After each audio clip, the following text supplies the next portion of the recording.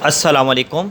आज मैं आपको बताऊंगा, अगर हमारे पास कुछ फ़िगर्स हैं वो हमने टाइपिंग की है, उनका आंसर निकाला है और हम कैलकुलेटर के अंदर एक एक फ़िगर को ऑटोमेटिक कैसे चेक कर सकते हैं। मतलब 5 + 3 + 7 - 14 + 20, इसका आंसर आ गया 21। सबसे पहले हम कैलकुलेटर पे ये टाइप करेंगे। ये देखें जी, सबसे पहले है 5 + 3 + 7 - 14 + 20 = 21 आ गया। ठीक हो गया जी। अब इसको ऑटो रिव्यू करेंगे। ऑटो रिव्यू मैं इस साइड पे इस पर टिक मार करूँगा आपके सामने। आपने जस्ट वन टाइम ये कैलकुलेटर के ऊपर ऑप्शन होता है, कैल्सियो का सिंपल कैलकुलेटर के ऊपर ये ऑप्शन होता है ऑटो रिव्यू का।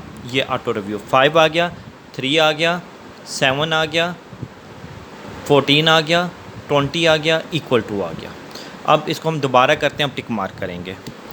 5 3 7 14 20 =21।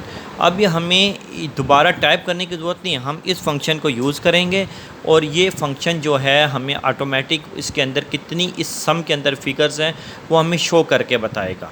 अच्छा, इसके अंदर आपको प्लस माइनस भी शो करता है। इस तरह नहीं कि देखें 5 प्लस का है, 3 प्लस का है, 7 इसके 7 14 से पहले 7 माइनस का है और ये आखिर में 21 है। मतलब आपको इसके अंदर एक एक चीज़ शो करता है। ये आपने जितनी टाइपिंग की हुई है वो सारी आपको शो करता है। ठीक है जनाब।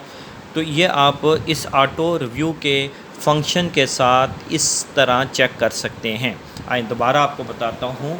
बहुत सिंपल, हमने सबसे पहले फ़िगर्स टाइप की, टोटल आ गया। अब हमने ये टोटल को चेक करना है कोई हमसे फ़िगर गलत तो नहीं हो गई, इसलिए हम इस फंक्शन को यूज़ करते हैं ऑटो रिव्यू को। इसको हम जस्ट एक दफ़ा टाइपिंग करने के बाद, आंसर निकालने के बाद एक दफ़ा हम इसको प्रेस कर लेते हैं, तो वो सारी फ़िगर्स इसके अंदर जो होती हैं वो हमें शो हो जाती हैं।